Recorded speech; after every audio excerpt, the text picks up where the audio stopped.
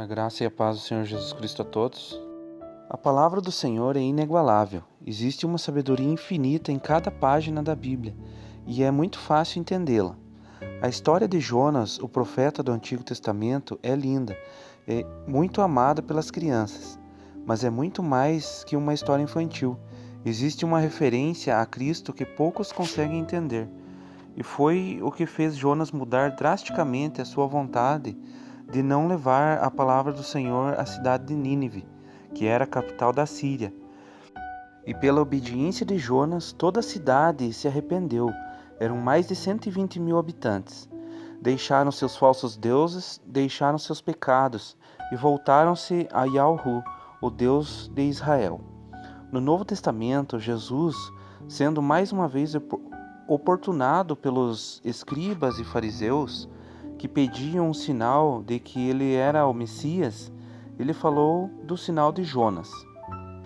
No livro de Mateus, no capítulo 12, do versículo 38 ao 40, nós vemos o seguinte: Então, alguns dos escribas e dos fariseus tomaram a palavra, dizendo: Mestre, quiséramos ver da tua parte algum sinal.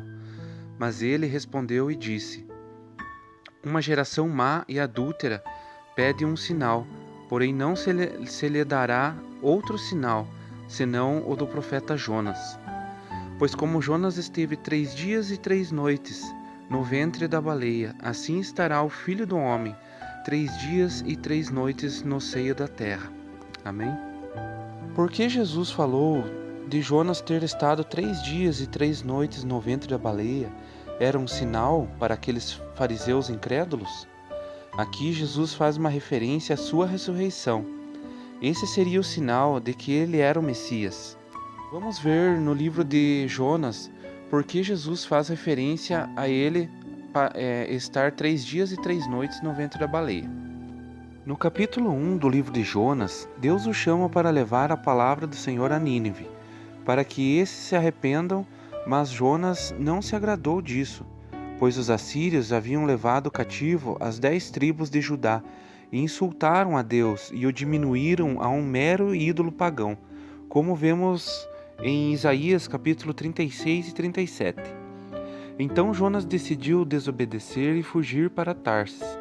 Foi para o porto de Jope, cidade litorânea, e subiu a um navio que ia para Tarsis. Deus mandou ao mar um grande vento e uma grande tempestade, e o navio estava para se quebrar.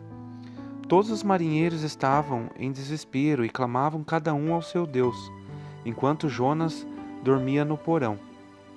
Os marinheiros o acordaram para que ele orasse ao Deus dele também. Então ele diz que a culpa é dele, pois estava fugindo de diante do Senhor, e disse que para aplacar aquela grande tempestade, deveriam jogar ele ao mar. Vamos ver agora no livro de Jonas, no capítulo 1, no versículo 15 e 17. E levantaram Jonas e o lançaram ao mar, e cessou o mar da sua fúria. Temeram, pois, estes homens ao Senhor com grande temor, e ofereceram sacrifícios ao Senhor e fizeram votos. Deparou, pois, o Senhor um grande peixe, para que tragasse a Jonas, e esteve Jonas 3 dias e 3 noites nas entranhas do peixe. Amém? Aqui nós vemos que Jonas foi lançado ao mar e a tempestade cessou. Deus preparou uma baleia, como vemos em Mateus capítulo 12, para engolir a Jonas, e Jonas esteve nas entranhas da baleia 3 dias e 3 noites. Até aqui tudo bem. Agora no capítulo 2 está a referência que Cristo usou em Mateus capítulo 12. Vamos estudar cada versículo. No capítulo 2, versículo 1 e 2, nós vemos o seguinte: E orou Jonas ao Senhor, seu Deus, das entranhas do peixe, e disse: Na minha angústia clamei ao Senhor, e ele me respondeu. Do ventre do inferno gritei, e tu ouvistes a minha voz. Amém? Como assim? Jonas foi engolido por uma baleia e permaneceu vivo 3 dias e 3 noites no ventre da baleia? Será que há um depósito de ar no ventre da baleia? Absolutamente não. No versículo 2 já temos a resposta. Jonas declara o seguinte: Do ventre do inferno gritei. Ou seja, o corpo de Jonas permaneceu nas entranhas da baleia, mas a sua alma desceu ao inferno. Nos próximos versículos vemos prova disso. No versículo 3, nós vemos o seguinte: porque tu me lançastes no profundo, no coração dos mares, e a corrente me cercou. Todas as tuas ondas e as tuas vagas têm passado por cima de mim. Tu me lançastes no profundo. Esta era uma maneira dos profetas da antiguidade se referirem ao inferno. E no versículo 4 e 5 está escrito: e eu disse: lançado estou de diante dos teus olhos, todavia tornarei a ver o templo da tua santidade. As águas me cercaram até a alma, o abismo me rodeou, e as algas se enrolaram na minha cabeça. Aqui nós vemos que Jonas fala: o abismo me rodeou. Esta é outra maneira dos profetas se referirem ao inferno. Agora no versículo 6. Eu desci até os fundamentos dos montes. Aqui também se refere ao inferno. Os ferrolhos da terra correram-se sobre mim para sempre. Estes ferrolhos da terra também se referem ao inferno. Ou seja, irmãos, Deus permitiu que Jonas visse qual seria o fim do povo de Nínive no inferno, se ele não entregasse a sua mensagem. No inferno, as almas têm total consciência do porquê estão ali, do que deixaram para trás e dos seus erros e dos seus pecados. Por isso, no versículo 1 deste capítulo, diz que Jonas orou das entranhas da baleia. Vamos ver o versículo 7. Quando desfalecia em mim a minha alma, eu me lembrei do Senhor, e entrou a ti a minha oração, no templo da tua santidade. Amém? Quando Jonas tomou conhecimento do que aconteceria aos ninivitas, ele se arrependeu de não ter obedecido a Deus. Então Deus ordenou ao peixe e ele vomitou o corpo de Jonas na terra, no terceiro dia. Vamos ver no versículo 10. Falou, pois, o Senhor ao peixe, e ele vomitou Jonas na terra. O corpo de Jonas sendo vomitado em terra, voltou sua alma ao corpo e Jonas foi ressuscitado. E Deus o ordena a segunda vez. Jonas agora, com uma mente nova, uma nova consciência, obedece. No capítulo 3, no versículo 1 ao 4, nós vemos o seguinte: e veio a palavra do Senhor segunda vez a Jonas, dizendo: levanta-te e vai à grande cidade de Nínive, e prega contra ela a pregação que eu te disse. E levantou-se Jonas e foi a Nínive, segundo a palavra do Senhor. Era, pois, Nínive uma grande cidade de 3 dias de caminho. E começou Jonas a entrar pela cidade, caminho de 1 dia, e pregava e dizia: ainda 40 dias Nínive será subvertida. Amém? Aqui Jonas pregou a palavra do Senhor, e nós vemos que dentro de 40 dias Nínive seria destruída. Nos versículos seguintes, do 5 ao versículo 10, nós vemos o resultado da pregação de Jonas. E os homens de Nínive creram em Deus, e proclamaram um jejum, e vestiram-se de panos de saco. Este era um sinal de humilhação naquele tempo, desde o maior até o menor. Porque esta palavra chegou ao rei de Nínive, e levantou-se do seu trono, e tirou de si as suas vestes, e cobriu-se de pano de saco, e assentou-se sobre as cinzas.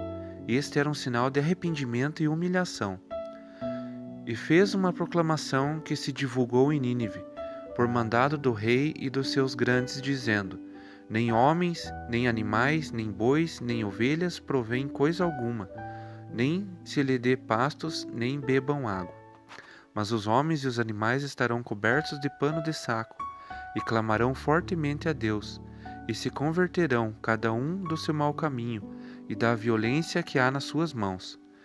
Quem sabe se voltará a Deus e se arrependerá, e se apartará do furor da sua ira, de sorte que não pereçamos. E Deus viu as obras deles, como se converteram do seu mau caminho, e Deus se arrependeu do mal que tinha dito lhes faria, e não o fez. Amém? Aqui nós vemos o arrependimento do povo de Nínive. O próprio rei tirou de si suas vestes reais, e cobriu-se de pano de saco, e assentou-se sobre as cinzas, e ordenou que o povo fizesse o mesmo.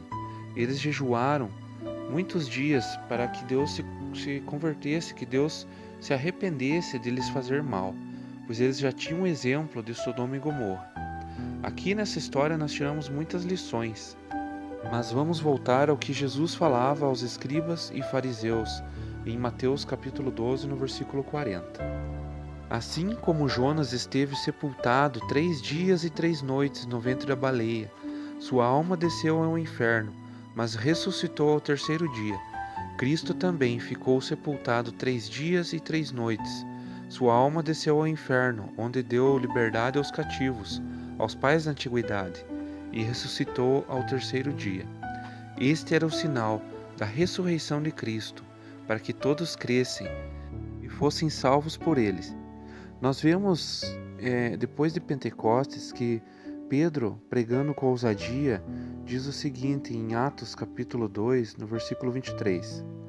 A este que vos foi entregue pelo determinado conselho e presciência de Deus, tomando-o de vós o crucificastes e matastes pela mão dos injustos, ao qual Deus ressuscitou, soltas as ânsias da morte, pois não era possível que fosse retido por ela.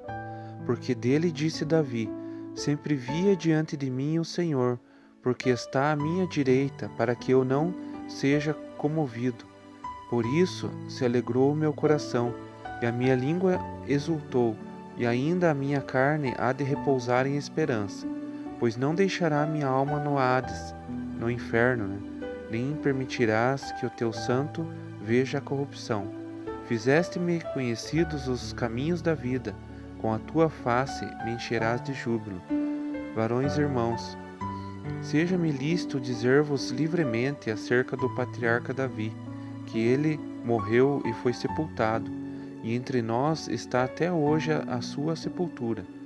Sendo, pois, ele profeta, e sabendo que Deus lhe havia prometido com juramento que do fruto dos seus lombos, segundo a carne, levantaria o Cristo para o assentar sobre o seu trono. Nesta previsão, disse da ressurreição de Cristo, que a sua alma não foi deixada no Hades, não foi deixada no inferno, e nem a sua carne viu a corrupção. Deus ressuscitou a este Jesus, do que todos nós somos testemunhas. Amém? A minha oração é para que você receba essa palavra e medite nela, que ela fique guardada em seu coração. Que Deus o abençoe, em nome do Senhor Jesus.